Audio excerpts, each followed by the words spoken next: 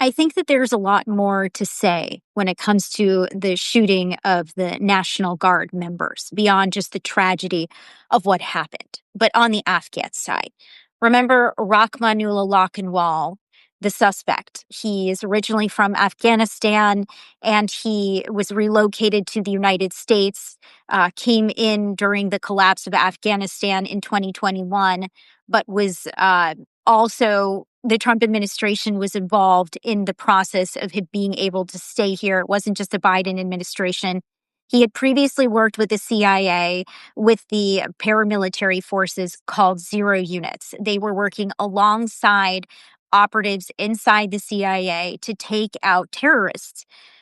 Well, the reason that I'm bringing this up is because a few days ago, I had a conversation with Geeta Bakshi, who was a CIA operative working in Afghanistan with Zero Units, and then formed an organization called FAMIL during the collapse as a way to advocate for them. And it has provided support to Zero Units here in the United States. We had this conversation where she talked about how members of the Zero Units here in the United States were incredibly upset by Lakhanwal's actions driving from Washington State to DC to shoot these two innocent members of the National Guard who had nothing to do with anything. When I posted that story online, I got many, many messages from people, from former CIA officers who expressed frustration and disappointment at how this situation had unfolded. Not just the fact that this shooting happened on Thanksgiving, but that the CIA hasn't done its part. One former officer wrote on my LinkedIn page, they were better allies to us than we were to them. Now, I reached out to the CIA to try to understand if there were things that they were doing that they just haven't talked about. They have always kept their association with the Zero Units silent. I don't know what the logic of doing that is anymore at this point, but they haven't responded. In any case, there's absolutely no indication that they have done anything to help, anything, providing no advice, no services, no advocacy for them with Homeland Security, absolutely nothing.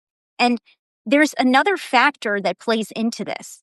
These people have valuable intelligence. They worked alongside members of the U.S. Special Forces. So they have information about how people operate, who some of these people are. That information has value. It could also make them vulnerable to foreign recruiting if they aren't being supported here in the United States. And of course, that financial pressure is something that Lakhanwal was reportedly suffering from, that he didn't have the work authorization, so he couldn't provide support for his own family, something that, especially in this culture, would be very shameful. Of course, it was also reported that he had mental health issues and he was isolated from his family. But what kinds of things will make a person do, uh, or what? How will you get pushed when you're feeling that kind of pressure?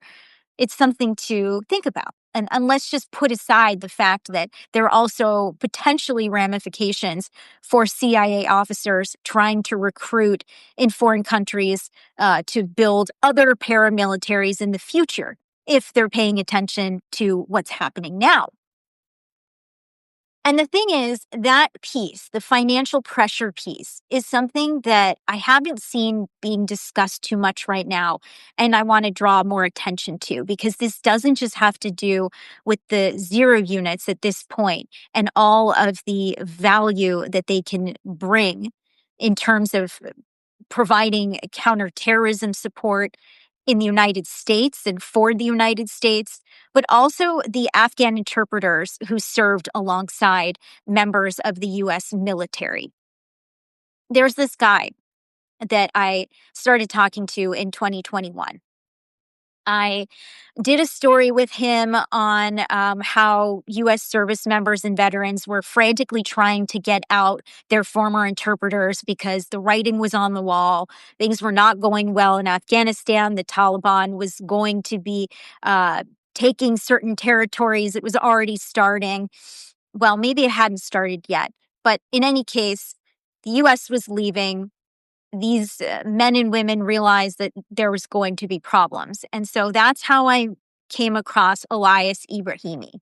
And when the country fell, I was texting with him, texting with some other interpreters too, but it was this frantic moment where I was trying to liaise with him and people who were working on rescue operations to help him get out.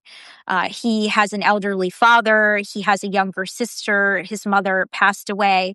A very gentle, polite, kind person.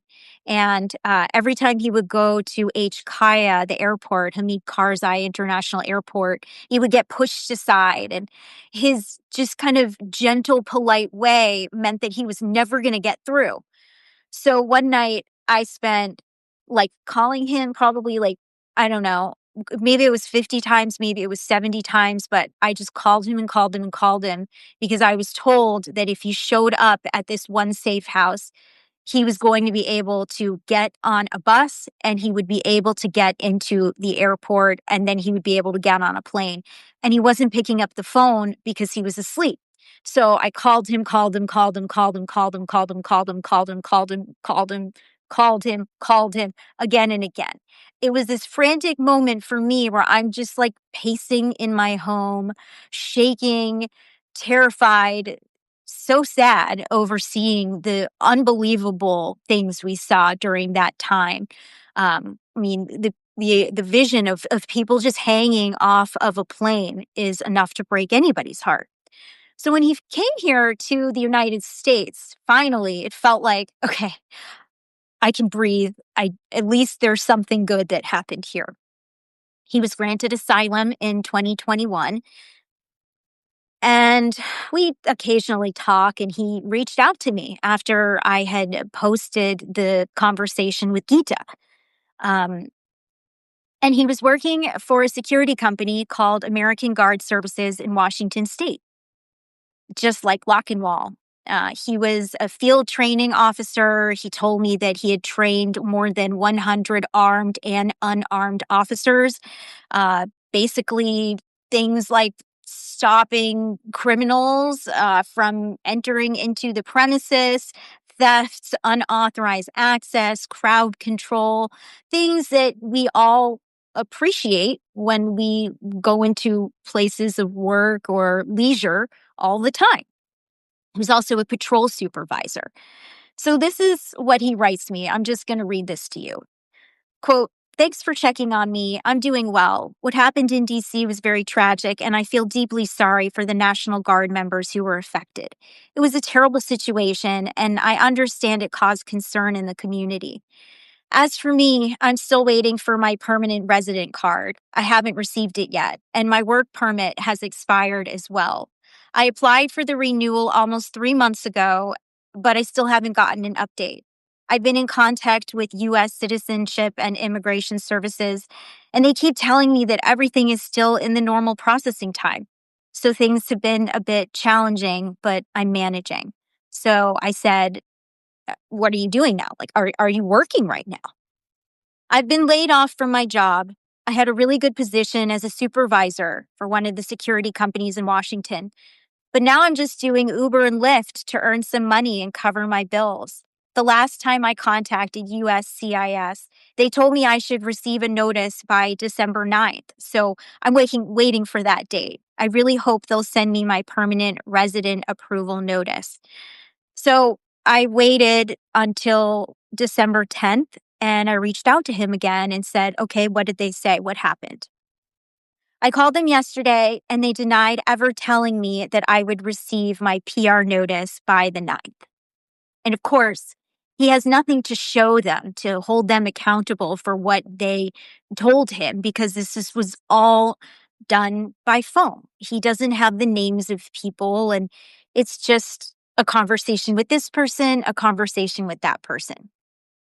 I did reach out to the company, American Guard Services in Washington State, just to get a sense from them of what they thought of this situation, that they lost an employee, and would they bring him back? Or does his entire life just get shattered by the fact that he doesn't have permanent residence and his work authorization is now expired? They haven't responded back to me. The reason that I'm spending the time talking about this is because one of the reasons that Lock and Wall may have broken, and we heard Homeland Secretary Kristi Noem say that this was about him being radicalized here in the United States, but he was under this financial pressure.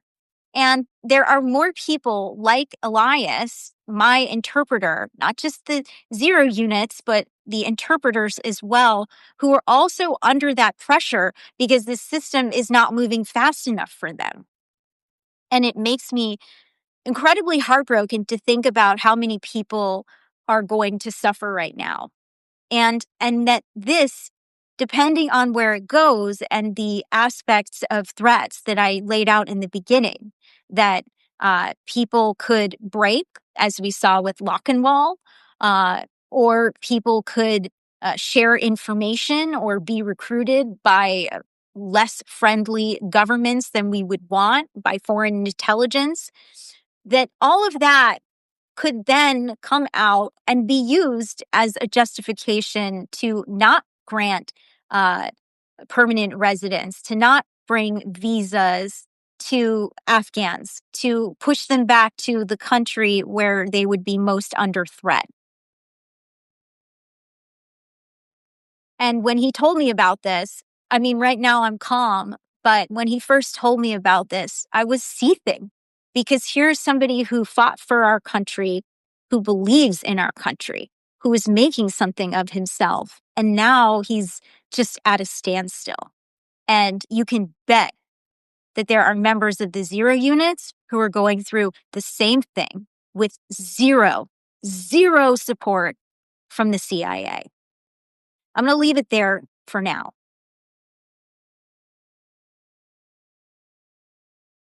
And I'm seeing messages from people who are talking about their own interpreters and what they went through. People who have been attacked, threatened, harassed. We know that the Taliban has hunted down some of these men and killed them. Yeah, Ubers. Yeah, I mean, I'm seeing your comments here. It's incredibly upsetting. And I don't know what to say. We have to keep an eye on this issue. So I am going to leave this for now. Thank you for watching. Also, I am going to, I think, start paywalling some of my content because I need to make this work sustainable and I need paid subscribers to do it. I want to share all of these stories with everybody. I want more people to know about what is happening in our country, but I do need more paid subscribers to make this happen. So heads up, some of this content will start to get paywalled in the days ahead, but I'm going to leave it there for now. Bye, guys.